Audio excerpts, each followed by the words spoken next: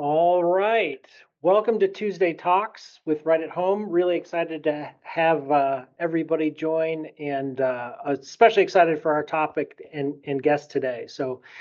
Just by way of introduction, my name is Brady Schwab. I'm the Chief Growth and Strategic Operations Officer here at Right at Home. And it's really my pleasure today to welcome one of my colleagues from our business performance coaching team, Daniel Bourne. And today we're going to talk about performance groups and a little bit of how they operate, some details around our history with performance groups and where we're taking that organization today. So, Daniel, I'd love if you could introduce yourself to the group here.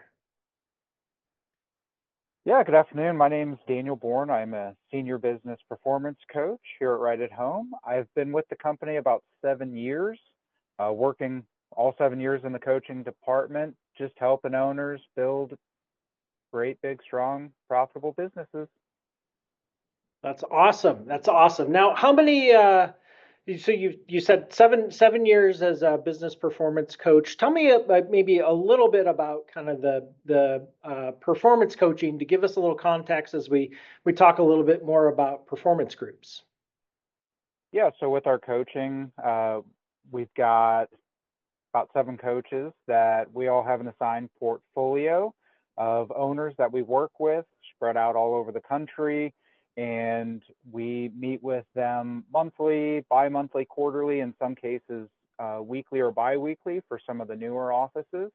And we just go over various KPIs, help them set goals, do some education around some of our best practices, just really work with them to, make sure they're following the right at home model and are successful business owners. And Daniel, every franchise owner has access to a business performance coach. Is that correct?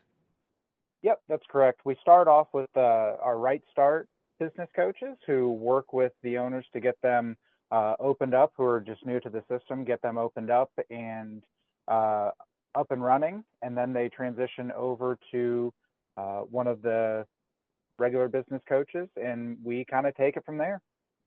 Awesome. Awesome. Now, so performance group, tell me what is a performance group? Yeah, so a performance group is a group of owners that we put together who meet 4 times a year. We meet twice virtually, twice in person, and it's similar to like a mastermind group or a BNI group, to where you're just working on goal setting, you're working on best practices, you're leaning on each other to help solve any burning issues that you may have. And yeah, just working together to achieve your goals. You talked a little bit about burning issues. So tell us a little bit about how these performance group meetings are structured. Is there a typical approach? Is there a normal cadence? What does that typically look like? You said there's 4 meetings per year, 2 virtual, 2 in person. But what do those meetings look like? Yeah, so each group selects 1 or 2 people, sometimes more, for an agenda committee. And we have a few standard pieces that are across all of the performance groups and every meeting that they have. It is a general office update, what's been happening in that last quarter. Then it goes into, we'll have bright ideas. So what's worked well in their area or market, whether it's a new process, new technology, just something new that they've done that has worked really well. And then we talk about burning issues. And the burning issues is something that they may be struggling with, or something that they're looking for feedback from the other group members who may have either had a similar experience or gone through a similar issue. And then lastly, the last main component is just goal setting. So we usually end the meeting with, okay, what are my commitments to the group that I'm going to accomplish? What are the goals that I'm looking for doing within that next quarter? Cool. And how does that kind of work together with the regular coaching? Is it an extension of that? Is it really building on what is happening on the regular coaching? How would you describe that? Yeah, so it kind of builds on it, kind of both ways. So the way we're structured, if you are in a performance group, you're assigned a facilitator.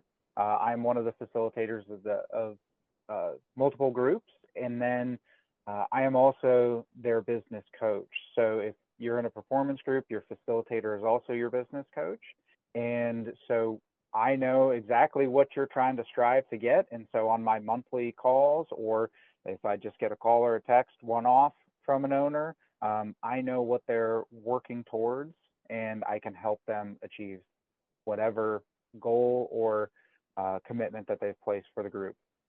So it sounds like it really fits in nicely and is maybe turbocharging the coaching or being able to bring some other perspectives into the coaching and allows you to have a lot of consistency with the franchisees that you're working with. Yeah, absolutely. And within these performance groups, these owners get super close, and the whole idea is to be super open and vulnerable about your business and what's going on and what's happening. And so that gives us as a facilitator and business coach a lot greater insight to what's really happening in the business. And even some of my groups will meet in somebody's office. And so you get an even deeper look as far as what's really happening. And so, yeah, it definitely works hand in hand and gives us a lot better insight for our coaching. So it sounds like folks get really roll up their sleeves. They really kind of share all the good, bad, and ugly about running a business and the challenges both in the industry and in particular markets. Is that a fair statement? Oh, absolutely. Yeah, I would say most of our performance group owners, owners that are in performance groups, are some of our more engaged. They're some of the more involved in their business, and performance groups is a commitment because again, you're meeting 4 times a year. There's some pre-work to it. There's accountability. There's tracking, all that stuff. So you have to really be intensely involved in your business and the growth of your business. So if I'm a new franchise owner with a new territory, what are some of the things that what are the prerequisites for joining a performance group? Maybe first of all. Yeah. So right now we like our owners to have been in business at least 1 year, and then we have a financial training course called Profit Mastery that we require all owners to take in order to join a performance group. And outside of that, really, it's just finding the right match for the group that is based off of what you're looking to accomplish and your market and what's going on in your area. So obviously that the expectation of being in the business for a year, that's to help everybody get their feet underneath them, and if they're not coming from the industry, maybe versus having experience in the industry gives everybody an opportunity to understand the business from a day-to-day perspective. You talked about profit mastery. What from a foundational perspective, from a growth and development perspective, what does that bring to a franchisee? In general, but also, as you step into the role of being part of a performance group. Yeah, so profit mastery just gives you a good basis on financials. And we have owners who have business backgrounds, have owned other businesses, and then we have owners who have not, and they don't have experience with that. So it gives them really good foundation of how, say, cash flows through the business, what an income statement is, how it looks, balance sheets, financial terms. It really just helps lay the foundation for us. So we're all the groups and all the members are talking the same language essentially. Yeah, great. Now we've got a couple questions that have come in. The first is, are the franchisees in the performance group all from the same area? Not normally. So we do have two state-specific groups. There's one in Texas and one in California. All of our other groups, which we've got about 14 total, and all the other groups, it is owners from all over the country. I've got some that have, you've got an owner in New York and an owner in California and everywhere in between. So it's not necessarily regionally based. We try to base it off of personalities, goals, skill sets, those types of things. Yeah, great. I've got another question here, and this is a really interesting one. What if I'm not comfortable sharing all of my financials with others? How can I ensure they won't tell others outside of our group about my business? Yes.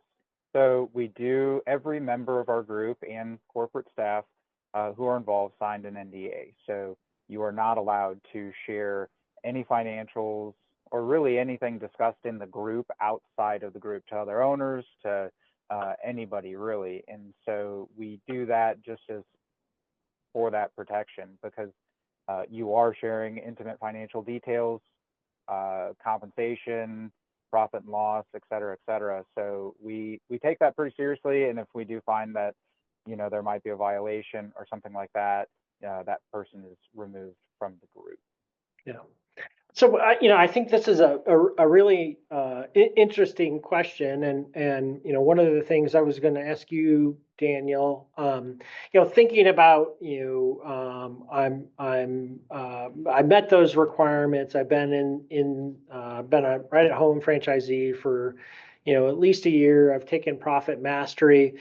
How do I get, what kind of mindset should I bring into a performance group? What do I need to do to prepare, maybe individually? And then, also interested in understanding, from the preparation for the content of the performance group meeting, what do I need to do? But, maybe just thinking about the mindset of, some of the sharing and preparation for this, talking about my business and, really uh, warts and all. Yeah, we try to, from a business coaching standpoint, so those that are not in a performance group who have a business coach, we try, and if they express interest in joining, that business coach will help prepare them from a content, from a what the conversations look, sound, feel like. Every coach that we have has had a performance group at some point in time, so we all know what to expect and how we're doing it. We also meet and do some trainings amongst each other as say content or different things like that change. So you can lean on your business coach to help from a preparation standpoint. From an individual side of things, I would say you have to just make sure you can take that time away, uninterrupted time away from the office. So you have to be in a good place from that standpoint. So the virtual meetings, you're looking at around 4 hours on a Zoom call, and it is advised and best to not have any distractions, people coming in asking questions, having to answer other phone calls, different things like that. And then from an in-person standpoint, we generally meet a day to 2 days, day and a half to 2 days, I would say, in person. And again, you have to be able to have the time set aside to be able to commit to the full either day and a half or 2 days, plus travel, getting to whatever location is selected, away from the business. Outside of that, the profit mastery piece, that helps you prepare from a financial side. It is always best to make sure you have good processes for keeping your financials in order and up to date. That way, we have a separate dashboard that we utilize that you have to enter some data into, that other data automatically flows into. And so I would say individually, you have the ability to have the time set aside, and then make sure your financials are always in order. Yep. We've got a couple more questions that have come in. One is there a franchisee performance difference between owners that are in performance group versus owners that are not? Yeah, so I can tell you anecdotally, any owner that's in a performance group has said their business has improved. from joining or being in a performance group, either mindset, ideas, processes, efficiencies, everything like that. I would say from an actual numbers standpoint, we're actually working on a benchmark study to be able to prove some additional things. However, our performance group members outperformed the system last year by, I think, 3% in revenue. I've got a couple other owners, they did their own kind of case study, and one of them, he improved margins, I think, 4.5% based off of the feedback of the group. I would say some of the top owners that I know of, and this is just looking at year 2023 to 2024. If I look at individual growth, I had probably 3 of the top 5 owners from a growth percentage that were in performance groups compared to not. Yeah, there's a number of different ways to look at, kind of performance, right? There's overall revenue, there's profitability, there's year-over-year growth, there's kind of growing your business through different kind of as you scale it and as you look to bring on new talents and capabilities and how that impacts you as an owner. I would assume that one of the benefits of the performance group is you get to talk about that strategy wherever you are in your business cycle and arc of business. Would you agree? Yeah, absolutely. And you had mentioned profitability, and that is kind of one of the cornerstones of the performance groups. It is to drive owner's discretionary profit. It is to drive bottom line profitability of the business. Obviously, growing revenue is easy to do from a tracking standpoint and kind of the first part of profitability, but the overall kind of goal is to create a higher net income or owner's discretionary profit. Yeah. And what an opportunity to dig in with other owners really focused on that. And one of the questions that just came in is performance group just for owners, or is it for operations managers, another principal in the business? Currently, it is just for owners. You have to have, there are a few exceptions where they've been, a smaller percentage owner has been voted in. Generally, the standard is a 25% owner or greater.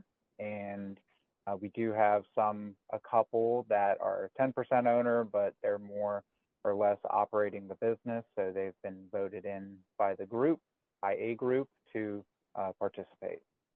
Yeah. And obviously with the type of discussions that are happening at a real high level, strategic, really getting into the details of the business, you need folks that can make decisions that have impacts on the business. They need to understand all aspects of the business. So I can see why that would be so important. Another question that came in, and we talked a little bit about, how do I join a performance group? But, let's say I'm an owner, I've been here a year. Do I just get to choose which group I join, or what is that process to find the group that I ultimately join? Yeah, so we have a profile that you fill out. It's just basic information about you and about the business, a little bit about your background, those types of things. And then you let your coach know that you want to fill that out. You fill it out, kind of goes into a pool, and then the facilitators basically look at the groups that they have and who is out in that pool of owners wanting to join. And we kind of do a little bit of matching on the back end based off of that person's experience, how their business is set up, all of those types of things. And then we essentially pitch the owner who wants to join to the group if they have space, and that group will normally do a couple interviews just to make sure personality, expectations, everything like that fits. And it goes both ways. The person who wants to join the group is also making sure that these are people that they can trust to open up their books to, open up what they want to talk about to. And so it goes both ways on that. And we just kind of work through that process to see who matches and who fits together.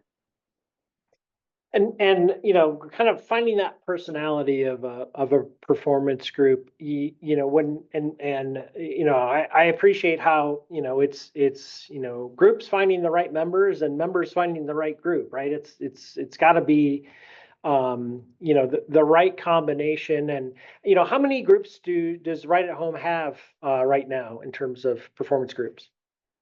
We are currently up to 14 groups. So 14 groups, lots of opportunity to find a group that is a good match from a business perspective or personality perspective. You mentioned there's 2 meetings per year, in person, 2 virtual. Are in-person meetings always here in Omaha at the corporate office or other places? Uh, Most of them are other places. So at the end of, we have different cadences for when we choose when and where the in-persons are. Generally, we go every other quarter. So say first quarter's in person, then second quarter would be virtual, third's in person, fourth quarter's virtual.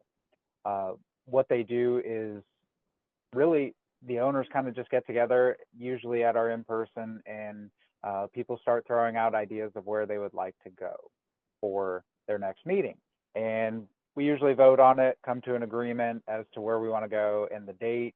And so we've had them all over the country, a couple times in Canada, and I would say some groups they like to go to the southern states in the winter months, and we'll try to find usually either northern or type of a state or something like that during the summer months. They try to follow the good weather.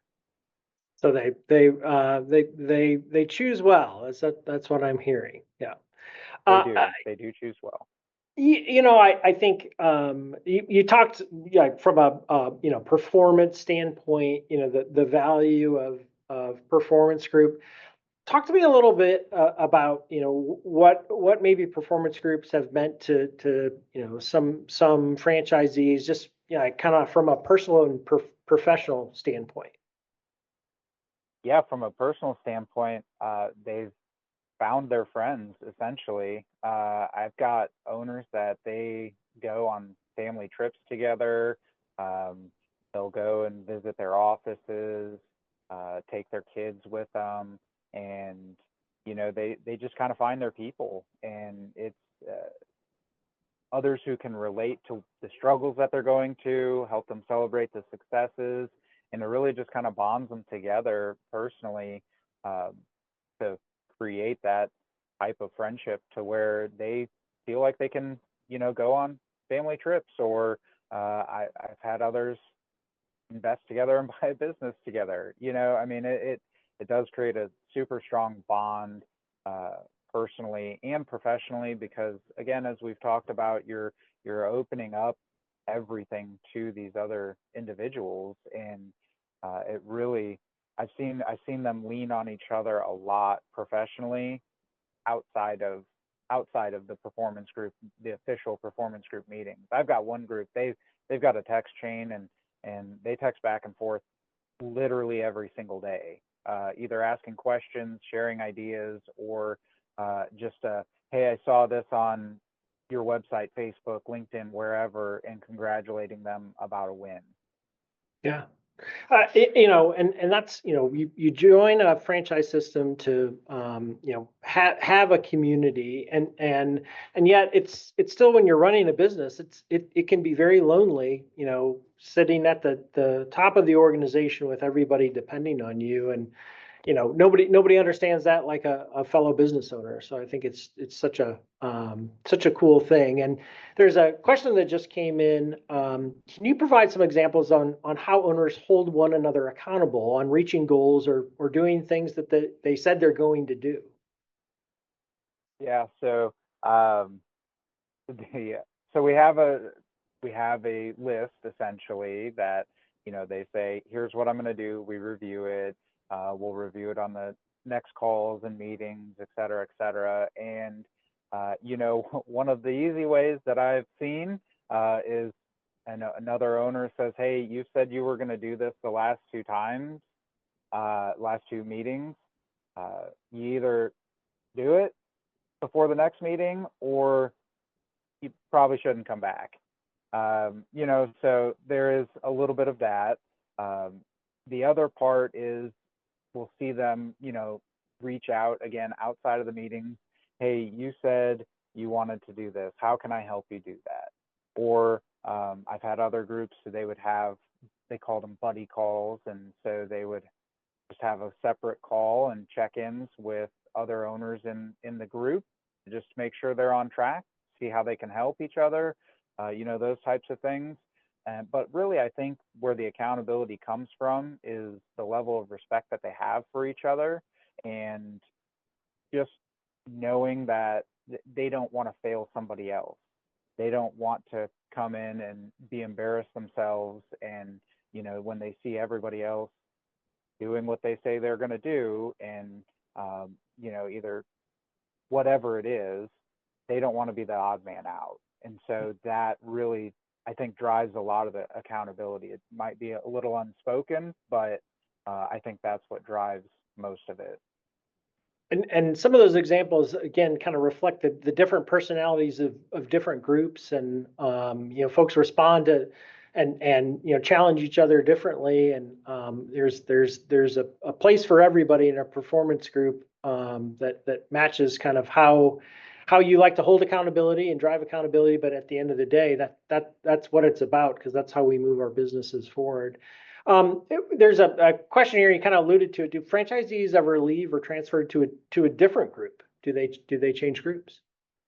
Yeah. I don't want to say it happens frequently, but it does happen. When you're joining a group, you do the interviews, you talk to people, and you have a good feeling about it. Then when you do a few meetings, this might not be the group for me. They're focused more on, we'll just say, recruiting or the employee side, where I've got that down. I need help with sales. And there's this other group that may be a little more sales focused, or, you can interchange that for a number of different topics. And so we do see a little bit of switching. It is really not that frequent. We do have some that, life changes, the business changes, situations change, and so they've dropped out for personal reasons. And then the obvious is, if you sell your business, you then exit your group, and then we have to bring in others to take that place. Yeah, great. And one more question here, Daniel, just for clarity: is my performance group facilitator also my coach, or is it someone different? Yep. Your performance group facilitator is your business coach. Got it. So we're coming to the end of time. Anything else that you would like to share with somebody watching this about performance groups, or something that I didn't maybe ask about? Yeah, I would say just performance groups really help an owner.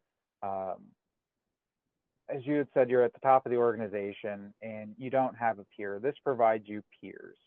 Office staff, you have peers with each other. An owner doesn't have that peer. So a performance group allows you to have somebody who is your equal. Working with your business coach, we get really in depth with the business. But again, I'm not their peer. I'm not a business owner. And so while maybe some past experiences have allowed me to be able to, kind of get the same feeling, I'm not in this business every single day dealing with the exact same problems. So a performance group really allows you to find your peers, find a group of people that can help you grow your business, provide you ideas, solve problems, and really just achieve whatever goal you have set. That's great, Daniel. Thank you for all your investment in our performance groups, along with your colleagues in the business performance coach group. And what a valuable asset. What a reason to join a franchise system and specifically right at home. Thanks for everything that you do to support our owners, and thanks for the time today. For everybody out there, until next time, thank you for joining us for Tuesday Talks. We'll see you soon. Thank you.